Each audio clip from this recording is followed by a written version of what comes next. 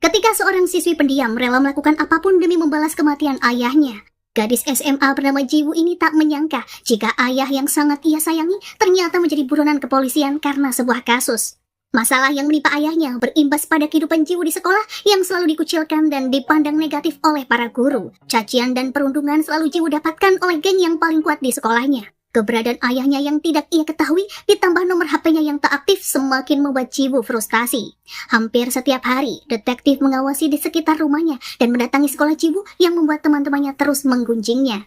Jiwoo yang selama ini berusaha menahan amarah, pada akhirnya nekat memukul para siswi yang selalu membulinya. Satu persatu dari 5 orang akhirnya terkapar, termasuk seorang siswi bertubuh gemuk yang menyerang menggunakan sajam. Jiwoo seolah tak peduli hukuman apa yang akan ia dapatkan usai dirinya membuat keributan besar di kelas. Setelah melepas amarah yang selama ini ia pendam, pada akhirnya Jiwoo memutuskan untuk keluar dari sekolah. Tak hanya itu, ia juga merusak mobil detektif yang selalu menguntitnya hingga terjadi aksi kejar-kejaran yang cukup menegangkan. Pelarian Jiwoo berakhir di sebuah pantai. Seorang diri ia berusaha menerima keadaan dan bangkit untuk menata kembali kehidupannya. Setibanya di rumah, Jiwoo mendapati kado dan bunga tergeletak di depan pintu. Hingga suatu ketika, telepon miliknya berdering dan nama ayahnya muncul di layar. Namun bukannya membuat Jiwoo senang, suara sang ayah justru membuatnya tambah frustasi. Ia merasa bahwa hidupnya hancur karena pria tua itu. Mendengar kemarahan putrinya, pria bernama Yoon Dong-hun itu merasa bersalah. Ia pun memutuskan untuk pulang dan menjenguknya sebentar. Sebelum masuk ke rumah, Dong-hun menghajar 2 polisi yang selama ini menguntit putrinya itu. Saat hendak masuk ke kamar Jiwoo, Dong-hun mendapati bahwa pintunya terkunci. Belum sempat ia membujuk putrinya untuk membukakan pintu, tiba-tiba sosok misterius muncul menghampirinya. Tanpa mengatakan sepatah kata pun, pria itu langsung mengeluarkan senjata dan menembaknya. Jiwoo yang mendengar suara tembakan segera mengintip dari balik pintu. Ia melihat ayahnya telah terbaring lemas di lantai, sementara seorang pria yang tak dikenal terus menembakinya tanpa henti. Saat Jiwoo hendak keluar, ayahnya berusaha menahan pintu dengan tangan yang sudah gemetar dan berusaha mencegah putrinya untuk terlibat dalam masalah yang sedang terjadi. Setelah berhasil keluar, Jiwoo hanya bisa menangis sembari memeluk tubuh ayahnya yang sudah tak bernyawa. Di hari pemakaman, seorang pria bernama Choi Mujin datang bersama anak buahnya untuk memberikan penghormatan terakhir kepada Dong-hun. Mujin adalah pimpinan sindikat narkoboy dan sudah menganggap ayah Jiwoo seperti saudaranya sendiri. Melihat pria itu, Jiwoo lantas bertanya tentang siapakah pelaku yang menghabisi ayahnya. Namun, Mujin tak memberikan jawaban seperti yang Jiwoo harapkan. Hari pun berganti, Jiwoo pergi ke kantor polisi untuk menanyakan perkembangan kasus pembunuhan ayahnya. Namun sayang, pihak polisi justru menutup kasus itu karena kurangnya bukti. Tak puas dengan jawaban polisi, Jiwoo lantas menemui Mujin untuk meminta bantuan mencari pelaku yang telah menghabisi ayahnya. Namun Mujin merasa jika Jiwoo tak punya cukup nyali, ia lantas menyarankan agar Jiwoo tak membuang nyawanya hanya demi membalas dendam.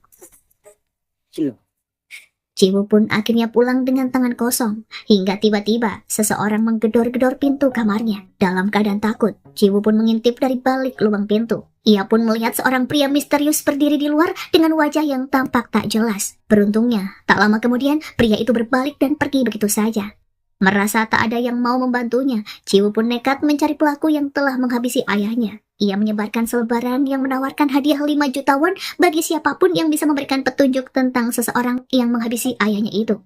Tak perlu menunggu lama, Jiwoo pun menerima telepon dari seseorang yang mengaku memiliki informasi untuknya. Tanpa rasa curiga, Jiwoo datang seorang diri ke tempat yang dijanjikan. Namun yang menunggunya di sana hanyalah segerombolan pemuda penipu yang ingin mengambil uang darinya. Meskipun Jiwoo berusaha melawan, ia tak bisa mengalahkan ketiga pemuda itu seorang diri.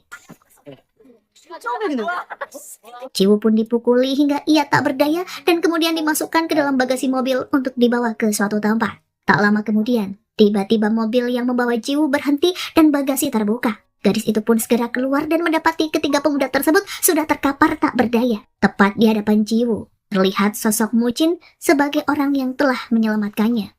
Mujin pun lantas bertanya, apakah Jiwoo benar-benar yakin ingin mencari pelaku yang menghabisi ayahnya, terlepas dari apapun resikonya. Jiwoo yang sudah membulatkan tekad tak akan mundur selangkah pun, bahkan jika taruhannya adalah nyawa. Melihat tekad gadis itu, Mujin pun membawanya ke pelabuhan tempat para calon anggota gangster dilatih. Di sana, Jiwoo harus mengasah kemampuannya sebelum mencari pelakunya. Namun, perjalanan Jiwoo tidaklah mudah. Sebagai satu-satunya wanita di antara para pria, ia seringkali direndahkan serta didiskriminasi. Hingga suatu hari, Jiwoo yang sudah tak tahan terlibat perkelahian dengan seorang pria. Namun, ia yang belum terlatih dengan mudah dijadikan samsak hidup hingga tak berdaya. Tak lama kemudian, Mujin kembali mendatangi Jiwoo untuk menanyakan apakah ia sudah menyerah. Namun Jiwoo tetap teguh pada pendiriannya. Tekadnya untuk membalas dendam pada pelaku yang menghabisi ayahnya tak akan pernah pudar. Melihat hal itu, Mujin akhirnya memberikan saran cara bertarung yang lebih efektif.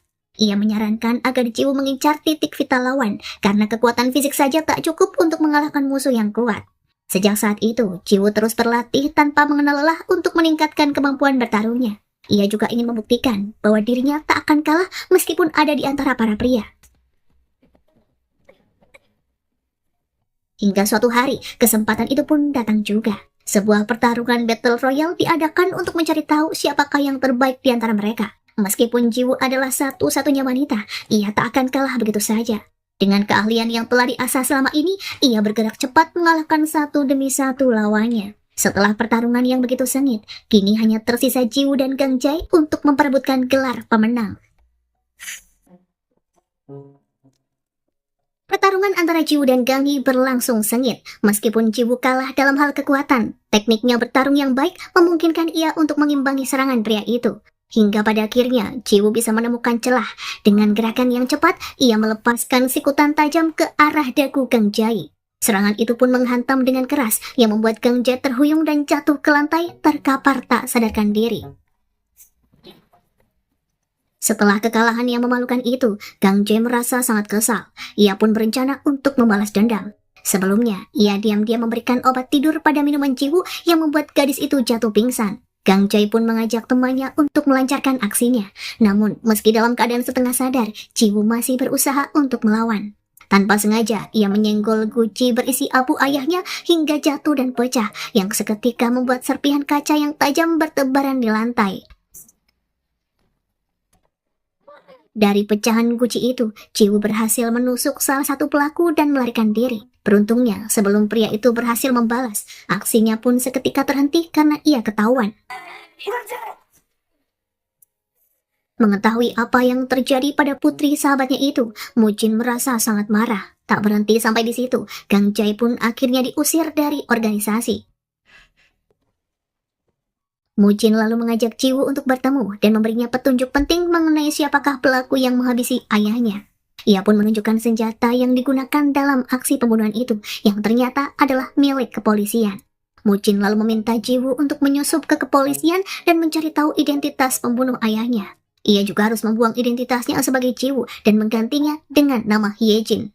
Setuju dengan rencana tersebut, gadis itu pun terus melatih kemampuannya. Setiap hari, tubuhnya dipaksa untuk melewati batas, berlatih dengan keras hingga tubuhnya terasa lelah dan nyaris menyerah. 5 tahun telah berlalu sejak Jiwoo mengganti identitasnya menjadi Hyejin. Dengan kerja keras dan dedikasi, ia akhirnya berhasil memasuki kepolisian. Suatu hari, Hyejin ditugaskan untuk menyelidiki seorang tersangka pembunuhan bernama Park Chang-go. Hyejin mengikuti pria itu dan mendapatinya sedang melakukan transaksi narkoboy. Tanpa membuang waktu, Hyejin pun langsung meringkusnya seorang diri. Namun ternyata, Hyejin bukan satu-satunya orang yang sedang mengintai Chang-go. Ternyata, sosok yang sedang bertransaksi dengan Chang-go adalah seorang polisi divisi narkoboy bernama Jun Pil-do. Namun karena tindakan gegabah Hyejin, hal itu pun membuat penyelidikan Pil-do selama 6 bulan berakhir sia-sia, hingga membuat Pil-do begitu kesal dengan gadis itu. Hari-hari pun berlalu. Untuk mendekatkan diri pada pelaku yang menghabisi ayahnya, Hyejin datang melamar ke divisi narkoboy. Di sana ia pun sangat terkejut saat bertemu dengan Kapten Chai Ki-hu. Terlebih, wajah itu mengingatkannya pada pria yang datang menggedor pintu rumahnya setelah kematian sang ayah. Sementara itu, Pil-do tengah melakukan interogasi terhadap Park Chang-go dan berusaha menggali informasi tentang siapakah bandar besar yang berada di balik jaringan itu. Namun Chang-go tetap bungkam karena merasa terlalu takut untuk buka mulut. Alih-alih memberikan nama yang dicari Pil-do, Chang-go malah memberikan informasi yang lain. Ia menyebut tentang narkoboy jenis baru yang sedang beredar dan dikendalikan oleh seseorang bernama Mengo. Saat itulah ia melihat Yejin yang ternyata ditugaskan di divisi yang sama dengannya. Ia pun mengajak Yejin untuk menggerebek tempat bisnis Mengo. Tanpa banyak bertanya, Yejin langsung menyusup ke dalam, bergerak dengan cekatan dan melumpuhkan banyak penjaga sendirian. Sementara itu, Pildu yang merasa sudah terlalu lama menunggu, pada akhirnya memutuskan untuk ikut masuk ke dalam. Namun saat memasuki tempat tersebut, ia sangat terkejut melihat banyaknya orang yang terkapar akibat hantaman dari Yejin. Dan yang lebih mengejutkan lagi, Yejin sudah berhasil menangkap Mengo dan membuatnya tak berdaya. Pildu berusaha keras mencari informasi tentang siapakah yang menjadi bandar di balik Mengo. Namun, meski ia mencoba berbagai cara, pria itu tetap menolak untuk memberitahu. Diceritakan, sosok itu sangat kejam dan tak segan menghabisi siapa saja yang dianggap mengkhianatinya. Dan siapa sangka, sosok yang dimaksud adalah Gang Jae. Setelah diusir dari sindikat Dongcheon, Gang Jae mendirikan sindikat narkoba sendiri dan kini menjadi pesaing berat bagi mantan organisasinya itu. Rupanya, produk narkoba yang ia jual berbeda dengan produk yang biasa diperdagangkan oleh Dongcheon. Obat buatan Gang Jae ini bisa disebut tidak meninggalkan residu yang bisa dilacak. Sementara itu, Yejin yang berhasil masuk ke dalam sistem kepolisian mulai menyelidiki kasus pembunuhan ayahnya. Seperti yang ia duga, senjata yang digunakan untuk menghabisi ayahnya memang terkait dengan kepolisian. Hari pun berlalu, tiba-tiba Kapten Cha memerintahkan seluruh armada polisi untuk bersiap melakukan penyergapan secara mendadak. Target utama dari penyergapan itu adalah Mujin, yang tentu saja membuat Yejin sangat terkejut. Rencananya, mereka akan menyergap bandar narkoba itu di sebuah pelabuhan. Namun Yejin tak bisa memperingatkan Mujin tentang datangnya penyergapan tersebut, karena semua ponsel petugas telah dikumpulkan. Di malam yang gelap, suasana pelabuhan terasa mencekam. Pada akhirnya, dalam keheningan yang mencekam, Pildu berhasil menemukan sosok Mujin. Dengan cepat ia mengarahkan pistolnya ke arah pria itu, sembari menyuruhnya untuk diam di tempat. Melihat Mujin terpojok, Yejin terpaksa melepaskan tembakan ke arah panel listrik yang menyebabkan konslet hingga area tersebut menjadi gelap gulita. Dalam kekacauan itu, akhirnya Mujin memiliki kesempatan untuk melarikan diri. Tak hanya itu saja, ia juga dengan cepat menghancurkan barang bukti yang ada, membakar tempat tersebut hingga asap tebal mulai memenuhi udara. Kegagalan itu membuat Kapten Cha merasa begitu frustasi. Bertahun-tahun ia mengejar Mujin, namun setiap kali ia merasa sudah dekat, pria itu selalu berhasil meloloskan diri. Pada akhirnya, diadakan penyisiran untuk menemukan petunjuk siapakah yang melepas tembakan itu. Yejin yang juga ikut mencari, menemukan sebuah senjata, di mana itu adalah senjata yang dulu digunakan untuk menghabisi Donghun. Ketika melihat senjata tersebut ada di TKP, seketika ekspresi Kapten Cha berubah yang membuat Yejin semakin yakin bahwa pria itu terkait dengan pembunuhan ayahnya. Setelah penyergapan gagal, Yejin berusaha menghubungi Mujin untuk meminta maaf karena ia tak bisa memperingatkannya sedari awal. Sebagai gantinya, Yejin memberikan informasi tentang CCTV yang dipasang di sekitar tempat tinggal Mujin untuk memantau pergerakan mereka. Tak butuh waktu lama, CCTV tersebut langsung dihancurkan. Kapten Cha yang merasa frustasi lantas pergi ke badan forensik untuk merestorasi nomor senjata yang ditemukan di TKP. Yejin yang mencurigai niat Kapten Cha pun pergi mengikutinya. Sementara itu di lain tempat, Gang Jae yang masih menyimpan dendam kepada Mujin mulai bergerak. Ia mengerahkan anak buahnya untuk menyerang organisasi Dongcheon. Pertemuan antara kedua sindikat narkoba itu tak dapat terhindarkan. Mereka menyerang dengan brutal hingga menguasai tempat tersebut dalam sekejap. Berita tentang kejadian itu akhirnya sampai ke telinga Kapten Cha dan Yejin. Mereka pun segera menuju ke lokasi kejadian. Setibanya di sana, Yejin menemukan tempat yang sangat familiar baginya dan kini sudah dipenuhi oleh noda merah. Dalam perseteruan tersebut, 3 orang tewas dan 1 orang kritis. Sementara Taejun yang merupakan orang kepercayaan Mujin diketahui masih hidup dan kini ditahan oleh polisi. Di tengah-tengah kekacauan ini, Yejin juga menemukan sebuah lukisan dengan darah yang masih segar dan tertulis kalimat, "Aku telah kembali." Dari penyelidikan di lokasi kejadian, Pildu menemukan jenis narkoboy yang sama dengan yang dijual oleh Mengo. Hal ini pun mengarah pada dugaan bahwa ada sindikat besar yang terlibat dalam insiden tersebut. Namun, meski pihak kepolisian telah memeriksa area sekitar, mereka tak menemukan rekaman CCTV yang bisa memberikan petunjuk lebih lanjut. Hari pun berganti, Kapten Cha mengajak Pildu pergi ke sebuah kuil tempat diadakannya penghormatan terakhir bagi para korban. Di sana, Pildu melihat seseorang yang terasa familiar baginya. Namun, ia tak bisa mengingat siapakah sosok tersebut. Sementara itu, Kapten Cha pergi untuk menemui Mujin. Namun, pertemuan itu bukan untuk memberikan ucapan bela sungkawa. Sebaliknya, ia justru menyatakan bahwa dirinya akan segera menangkap pria itu. Kedua pihak tahu bahwa pertikaian ini harus berakhir, entah dengan penangkapan Mujin atau dengan terbunuhnya Kapten Cha. Sementara itu di kantor polisi, Daesu akhirnya berhasil mendapatkan rekaman CCTV di TKP. Dari rekaman tersebut, terungkap bahwa orang yang terlibat dalam pertikaian antara dua geng mafia adalah Gang Jae. Hari pun berganti, Yejin pergi ke Badan Forensik Nasional untuk mengambil hasil pemeriksaan senjata yang sebelumnya dibawa oleh Kapten Cha. Dari hasil restorasi nomor serinya, terungkap bahwa senjata itu milik seorang polisi bernama Song Junsu. Yejin pun memberanikan diri untuk bertanya tentang siapakah sosok tersebut. Kapten Cha menjelaskan bahwa Song Junsu adalah seorang polisi narkoboy yang sudah lama meninggal. Ia dihabisi oleh Dong Chun setelah aksinya menyusup ke organisasi tersebut terbongkar. Namun, Mujin langsung membantah cerita itu saat ditemui oleh Yejin. Ia mengeklaim bahwa Dong Chun tak pernah menghabisi polisi dan semua itu hanyalah kebohongan yang dibuat oleh Cha Ki-ho. Sementara itu, Pildu terus mengawasi Yejin seperti yang diperintahkan oleh Kapten Cha. Ia menyadari bahwa Yejin sedang melakukan penyelidikan untuk menemukan keberadaan Gang Jae. Pada akhirnya, Pildu tak bisa membiarkan gadis itu pergi seorang diri dan ikut bersamanya. Keduanya mengikuti Menggo hingga sampai ke sebuah pabrik mobil yang sudah tak beroperasi. Di sana mereka mengintai sembari menunggu kedatangan Gang Jae. Tak lama kemudian, mereka langsung disergap oleh anak buah Gang Jae. Meskipun sempat memberikan perlawanan, Pildu dan Yejin pun akhirnya kalah jumlah. Mereka dipukuli hingga babak belur dan tidak berdaya. Di tempat lain, Mujin sedang duduk seorang diri di sebuah warung untuk menikmati waktu santainya. Namun ia segera menyadari bahwa ada beberapa orang di sekitarnya yang rupanya adalah anak buah Gang Jae. Mujin pun menyuruh pemilik kedai untuk pergi agar ia tak terlibat dalam perkelahian yang akan terjadi. Ketika kembali melihat wajah Yejin, Gang Hee merasa sangat familiar. Wajah itu adalah penyebab dirinya diusir dari Dong Chun dan kenangan itu masih membekas dalam ingatannya. Gang Jae pun segera menghubungi anak buahnya, namun yang menjawab justru Choi Mujin. Gang Jae pun meminta Mujin untuk segera datang sebelum semuanya terlambat, atau pria itu tak akan punya kesempatan untuk melihat gadis kesayangannya lagi.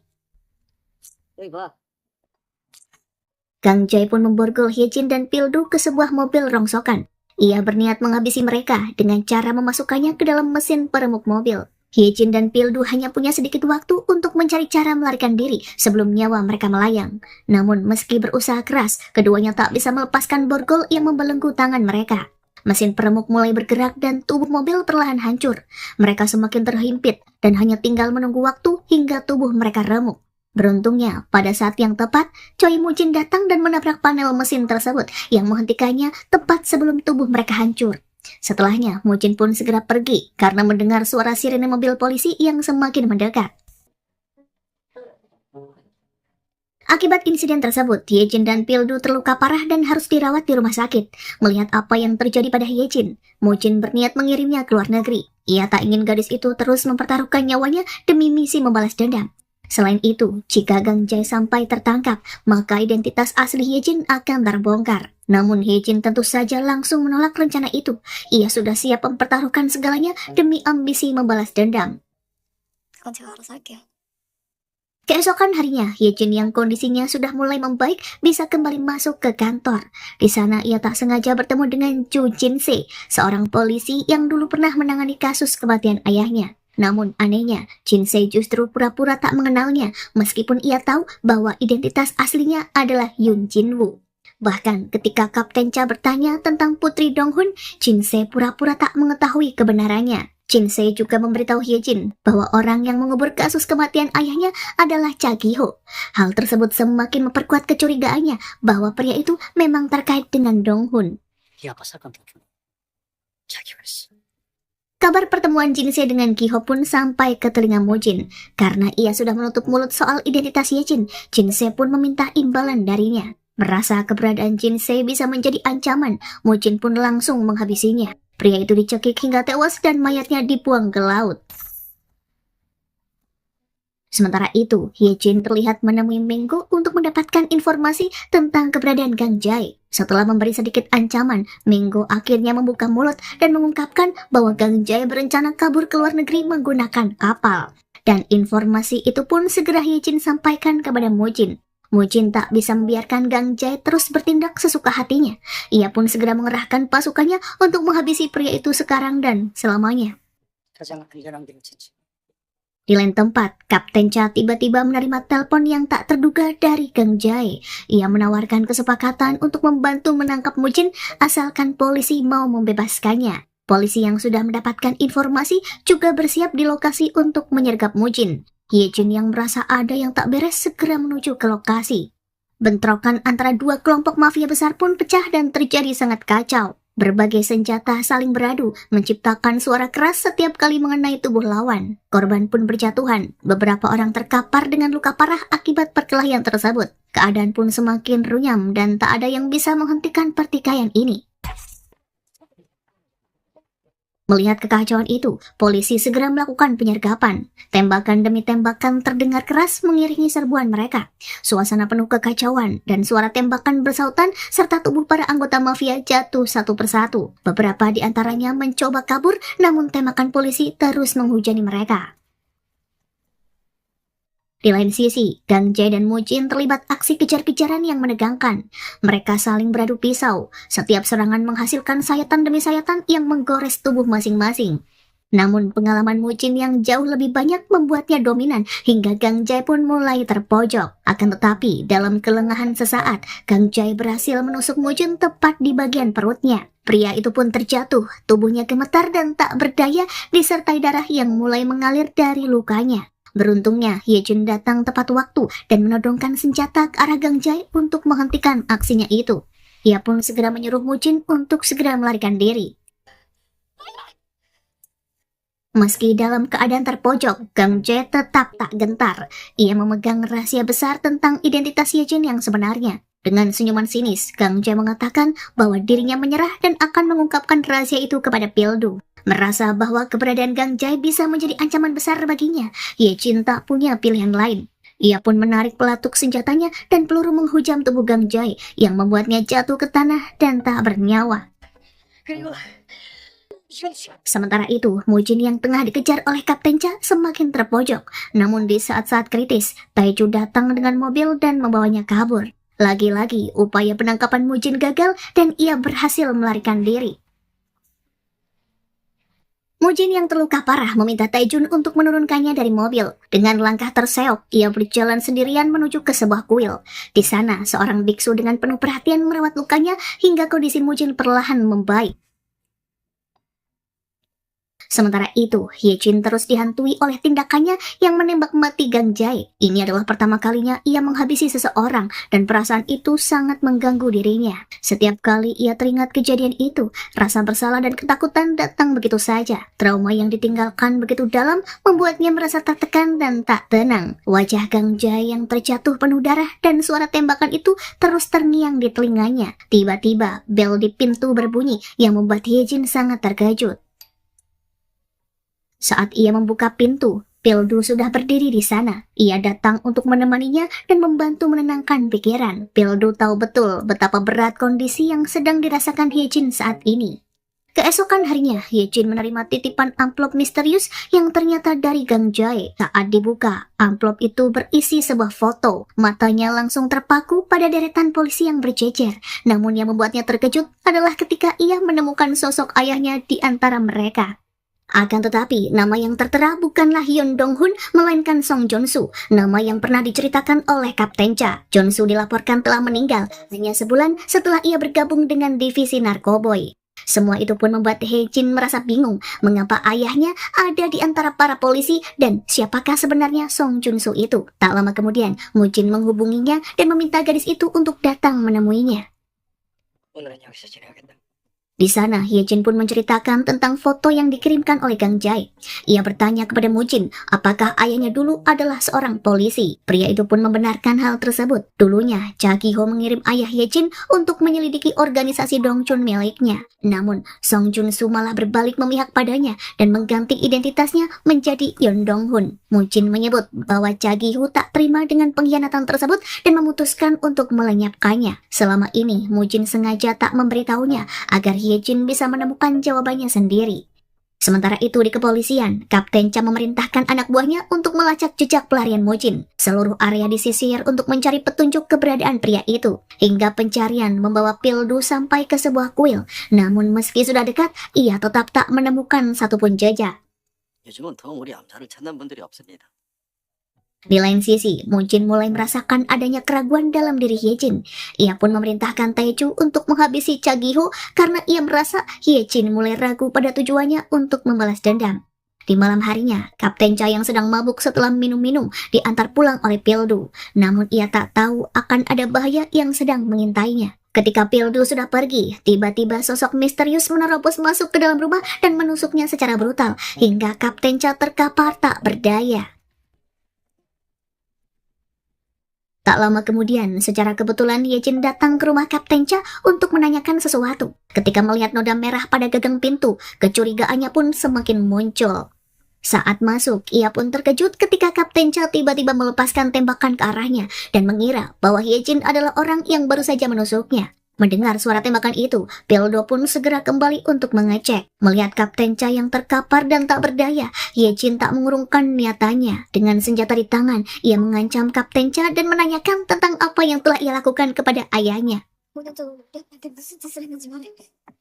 Mendengar pertanyaan itu, Kapten Cha tersadar bahwa gadis yang ada di depannya adalah Yeon Jin-woo, putri dari Yeon Dong-hun. Namun Kapten Cha tak punya banyak waktu untuk menjelaskan semuanya karena Pildo sudah datang. Ia pun menyerahkan sebuah tas kepada Hyejin dan menyuruhnya segera pergi dari tempat itu. Saat Hyejin membuka tas, ia menemukan jawaban yang selama ini ia cari. Ternyata, ayah Hyejin memang seorang polisi yang ditugaskan untuk menyusup ke organisasi Dongcheon. Selama bertugas, ia mengawasi organisasi itu dari dalam. Namun malang, aksinya kemudian diketahui oleh Choi Mujin. Mengetahui semua kebenaran itu, membuat Hyejin merasa sangat terpukul. Semua yang ia percayai selama ini ternyata hanyalah kebohongan. Bertahun-tahun ia hidup dalam ilusi, bertindak berdasarkan kebohongan yang diberikan oleh Mujin. Nafasnya kian tersengal, dadanya terasa sesak dan pikirannya penuh dengan kekacauan. Perasaannya campur aduk antara marah dan bingung yang membuatnya hampir tak bisa berpikir jernih.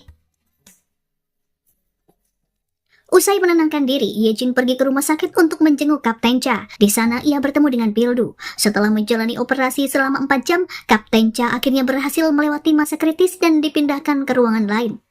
Sementara itu, Taeju melapor kepada Mujin bahwa Hyejin berada di lokasi kejadian. Taeju menduga bahwa kini Hyejin sudah mengetahui kebenaran tentang ayahnya. Karena itulah ia menyarankan agar mereka segera melenyapkan gadis itu sebelum ia menjadi ancaman. Keesokan harinya, Taeju memerintahkan anak buahnya untuk menangkap Hyejin di rumahnya. Mereka lantas menyekapnya menggunakan karung dan mencoba menenggelamkannya di bak mandi.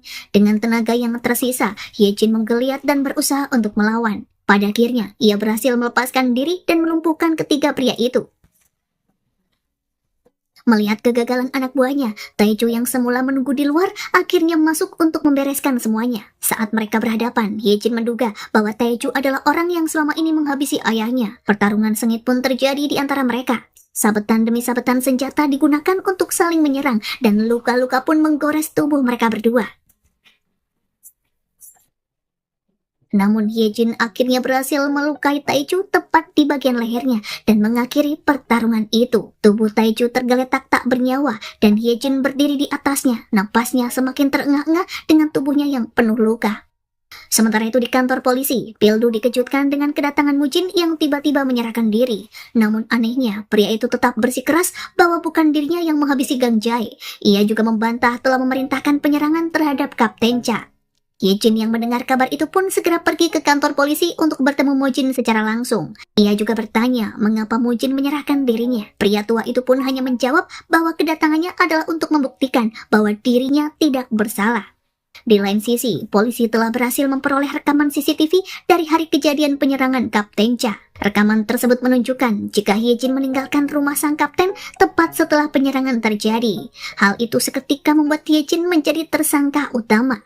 Di waktu yang bersamaan, Hyejin segera pergi meninggalkan ruang interogasi dan menuju ke ruang penyimpanan bukti. Di sana, ia mengambil senjata yang digunakan untuk menikam Gang Jae. Tujuannya adalah untuk menghilangkan barang bukti tersebut dan membebaskan Mujin dari tuduhan. Polisi pun akhirnya dikerahkan untuk menangkapnya. Namun, Hyejin sudah berhasil melarikan diri membawa pisau itu. Tanpa bukti, Mujin pun terbebas dari segala tuduhan. Saat itu, Mujin juga menyadari bahwa Hyejin membantunya bukan untuk membebaskannya, namun agar gadis itu bisa menghabisinya dengan tangannya sendiri. Terlebih karena ia tahu jika selama ini satu-satunya tujuan gadis itu adalah untuk membalas dendam atas kematian ayahnya. Dan Mujin adalah orang yang bertanggung jawab atas hal tersebut. Setelah menghilangkan barang bukti kasus Mujin, keberadaan Hyejin pun tak diketahui. Hingga pada suatu hari, secara tak sengaja, Pildu berpapasan dengannya. Akhirnya, aksi kejar-kejaran pun tak dapat dihindari. Namun, hal tersebut tak berlangsung lama karena Pildu segera berhasil menangkap Hyejin dan membawanya ke kantor polisi. Kabar penangkapan Hyejin pun sampai ke telinga Mujin. Meskipun ia tahu gadis itu pasti akan menghabisinya, namun Mujin tetap berniat untuk membebaskannya dari penjara. Ia ingin takdir yang selama ini mengikat mereka berdua benar-benar terpenuhi. Di kantor polisi, Hyejin yang kini dalam penahanan diinterogasi oleh Pildu. Ia bersikeras bahwa bukan dirinya yang menikam Kapten Cha. Akan tetapi, setelah semua yang terjadi, Pildu tak bisa lagi percaya pada ucapan wanita itu. Tak lama kemudian, Pildu menerima telepon dari Kapten Cha yang memberitahukan bahwa dirinya sudah sadar. Pada akhirnya, Pildu pun segera pergi untuk menemuinya. Ketika sampai di sana, betapa terkejutnya Pildu saat mengetahui bahwa Hyejin adalah putri Donghun, di mana Donghun memiliki nama asli Song Jonsu, seorang polisi yang dulu dikirim untuk menyusup ke dalam sindikat Dongcheon. Penjelasan tersebut akhirnya membuat Pildu mengerti tentang semua tindakan yang dilakukan Hyejin selama ini serta tujuannya. Sementara itu di rumah sakit, Hyejin menemukan celah untuk melepaskan diri dari borgol yang terpasang pada lengannya. Setelah berhasil melumpuhkan 3 polisi yang menjaganya, dirinya pun bisa kabur. Namun Pildu datang tepat waktu untuk menghentikan gadis itu. Dengan susah payah, ia menahannya agar tak pergi ke tempat Choi Mujin. Karena sekarang, Pildu sudah tahu bahwa Hyejin ingin membalas kematian ayahnya kepada Mujin. Ia tak bisa lagi membiarkannya begitu saja, karena akan membuat nyawa gadis itu terbuang sia-sia. Namun tiba-tiba orang suruhan Choi Mujin datang untuk membawa Hyejin, hingga kemudian terjadi aksi kejar-kejaran mobil yang begitu menegangkan. Pada akhirnya mereka berhasil lolos dari kejaran orang-orang itu. Pildu lalu membawa Hyejin ke pantai seperti yang pernah ia janjikan kepadanya. Di sana ia mulai mengobati luka-luka Hyejin sembari menceritakan tentang masa lalunya. Pildu mengungkapkan bahwa dulu ia juga memiliki niat balas dendam atas kematian adiknya. Sejak saat itulah ia menjadi sosok yang diliputi oleh rasa dendam, sama seperti yang dirasakan Hyejin saat ini.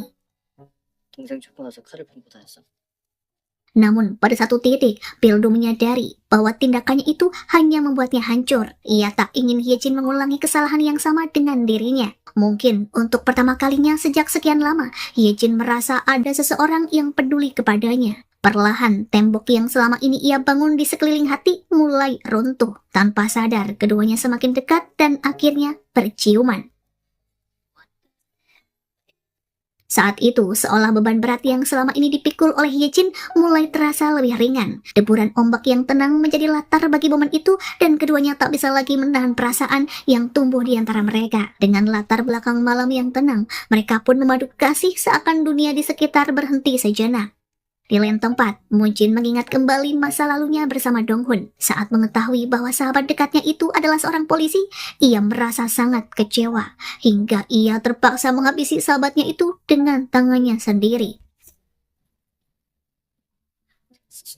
Mengingat dosa tersebut, Mujin sadar jika cepat atau lambat, Hyejin pasti akan datang untuk membalas dendam kepadanya. Keesokan harinya, Pildu membawa Hyejin kembali ke kantor polisi. Namun sebelum masuk, tiba-tiba sosok misterius berhenti di sisi mobil mereka. Sosok itu menodongkan senjata dan menembak Pildu tepat di kepala hingga ia tewas di tempat. Hyejin yang mengetahui siapakah dalang di balik hal tersebut langsung pergi menuju markas Dong Cheon. Kali ini ia tak akan membiarkan Mujin lolos begitu saja. Dengan susah payah, Hyejin berhasil menembus penjagaan di markas. Meskipun harus mengalami luka parah, ia terus maju sampai tujuannya tercapai. Mujin yang tahu bahwa Hyejin akan datang untuk menghabisinya hanya bisa tersenyum puas. Pada akhirnya, keduanya pun bertemu tanpa ada rahasia lagi di antara mereka. Hyejin pun sampai pada titik di mana ia akan segera membalas dendam pada seseorang yang telah menghabisi ayahnya. Namun pertarungan antara mereka tak seimbang karena kondisi Hyejin yang sudah babak belur. Meskipun begitu, Hyejin tetap tak menyerah.